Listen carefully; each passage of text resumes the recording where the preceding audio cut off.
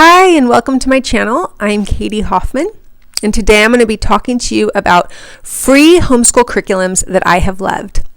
And these are curriculums or resources or websites that I have used over the years that are totally free and that I believe are worth mentioning today in this video.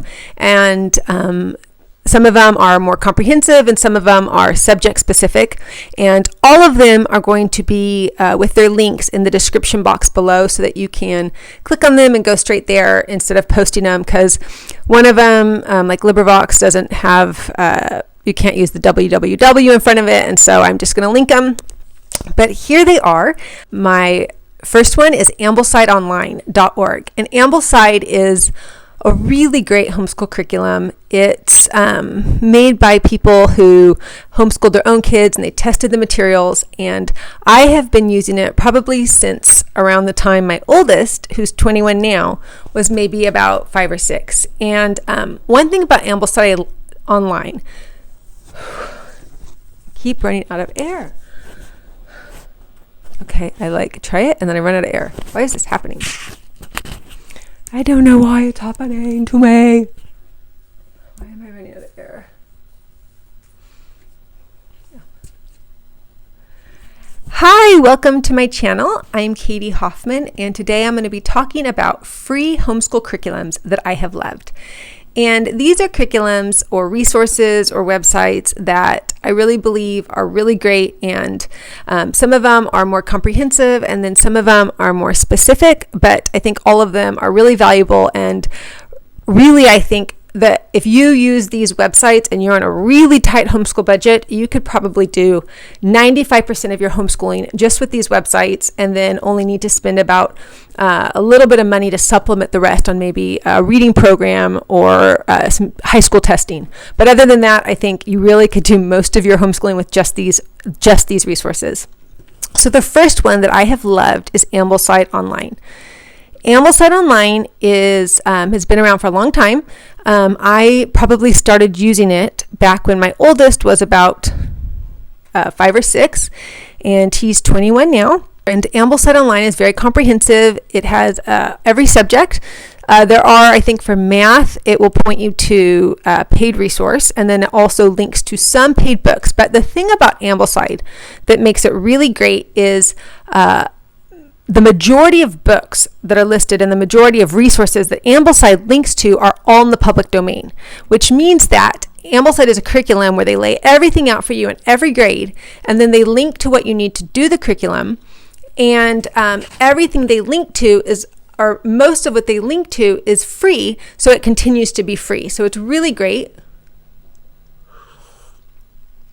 Sorry. And then, so if you go to Ambleside, look around, whatever grade your child is in, you can look at the book list, or they'll even lay it out for you week by week of what you could do. And they do have maybe 20% of the books on their recommended curriculum list are things you would have to buy.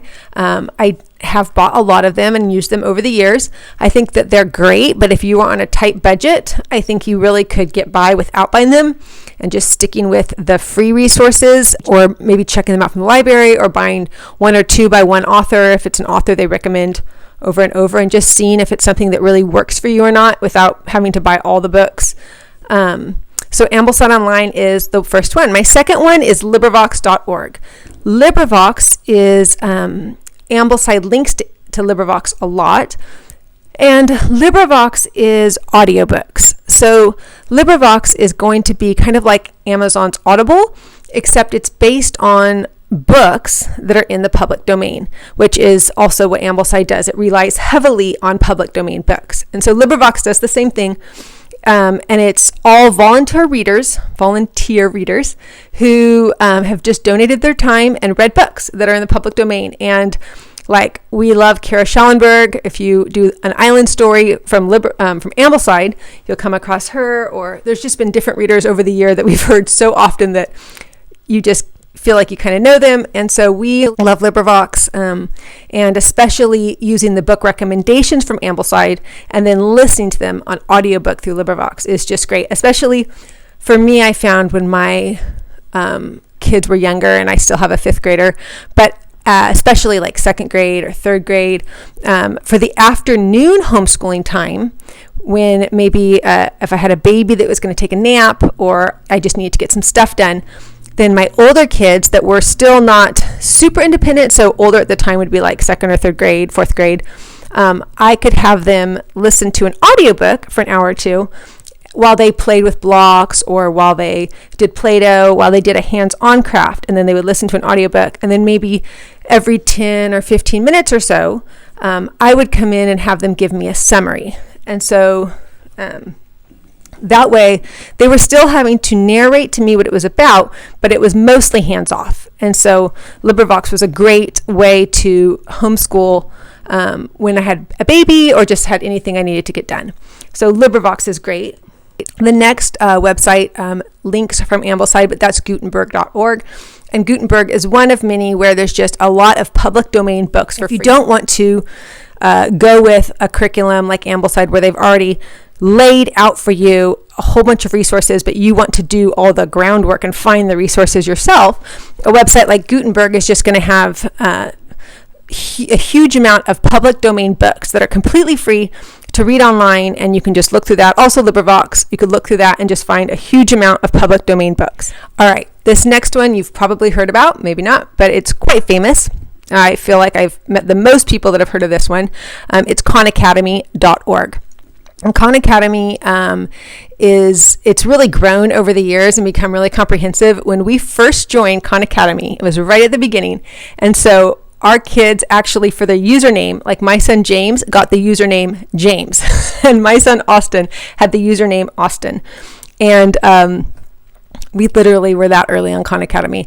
And then they sent us an email and said that our usernames had to be upgraded. So then now it's their first and last names. But it was really funny that at the very beginning, that's how early we started Khan. And so we've been with Khan for a long time. And at that time, it was, just a little bit of math in every level. But it was enough that it was comprehensive. And so right around the time we started using Khan, it was enough that we were able to do that for the majority of our math curriculum. And now they've added, science and history and multiple subjects where you really could use Khan Academy for a large portion, although I have not vetted their science or their history, and so I don't know how much of the perspective on there is things that I probably would want to teach differently.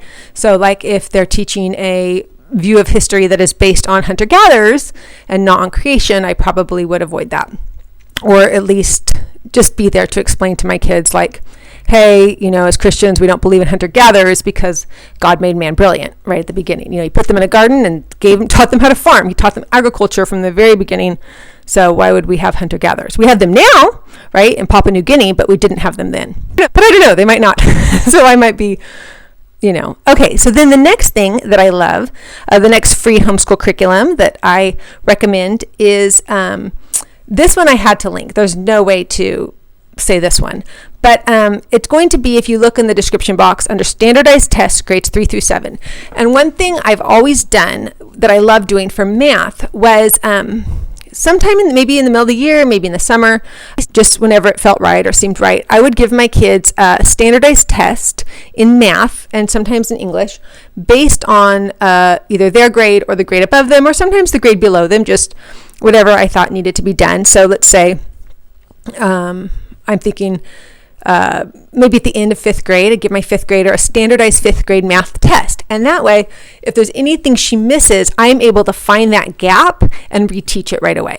And so I do that every year. I like to do just at home a free standardized test that I find online, and it fills in any gaps in math or in literature. And so I'm able to make sure that the gaps are totally filled. And so if you look in the description box, it'll say standardized test, grades 3 through 7, and then you'll just click on the link. It'll have the PDF, and then you could either print them out if you have a printer and paper, or you could even just set your child in front of the computer with a paper, write out the, number the paper, or have them number it, and then just write their multiple choice answer. And then at the very end of the test is going to be the answer key.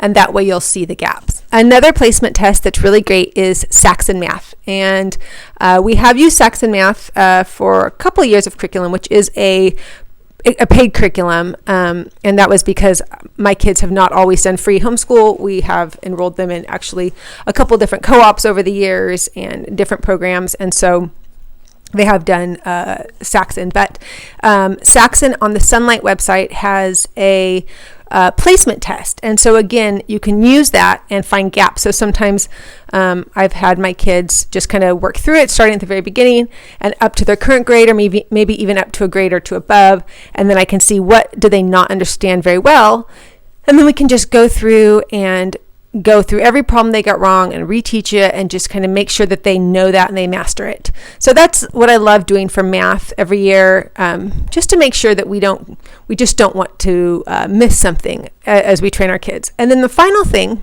that I have, and this kind of moves us up through high school, and I know Khan Academy and Ambleside, LibriVox, they all go from the very early grades all the way through high school, other than reading curriculum.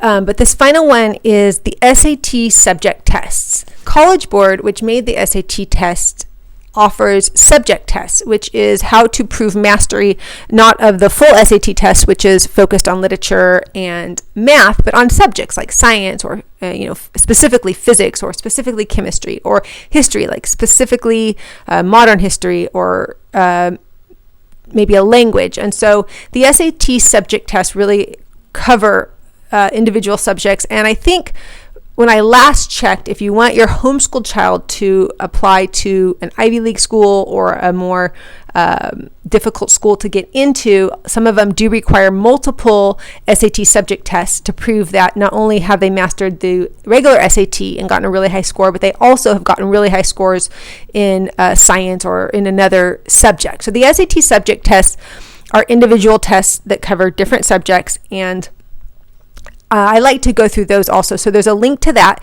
It's the PDF at College Board, but where they have the questions and the answers, just a few questions per test, but it's kind of a neat thing to go through to see for any subjects you've taught your kids. Let's see, when they're done with chemistry, or when they're done with physics, or at the end of you're homeschooling them, if you want to just make sure they have a grasp of history, you can go through that and also see what maybe you could teach them, or maybe be really impressed when they get everything right in a certain subject. And so I really like the testing. I love testing because of gaps, and there are multiple free online tests, but I think the things that I found the easiest to do are the ones I've listed. And there was another really good test I used years ago, and I couldn't find it this time. I've used it on and off for many years, but what I had searched would always be like whatever the grade was. So 5th grade standardized test. And then sometimes I'll pick a state, like 5th grade standardized test, Texas.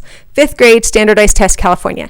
And I just, any state, whatever comes to mind, 5th grade standardized test, Louisiana. And sometimes you get a result and sometimes you don't. But if you can find a test, the state is not really too important to me. It's just finding a test that's free, that has a PDF, or that has a website without having to log in or make an account or pay. So usually a PDF is the best result, that has the answer key. And I always want to make sure there's an answer key before I test. I mean, it's usually stuff, if it's a low enough grade, we can figure it out, but it's going to make a lot easier if you have an answer key, then I just print that out and give it to my kids. And that's also a good way to supplement with math, because they might get sick of one way of doing things, not necessarily, I mean, if they're doing everything, but yes. And I'll circle back to Khan Academy.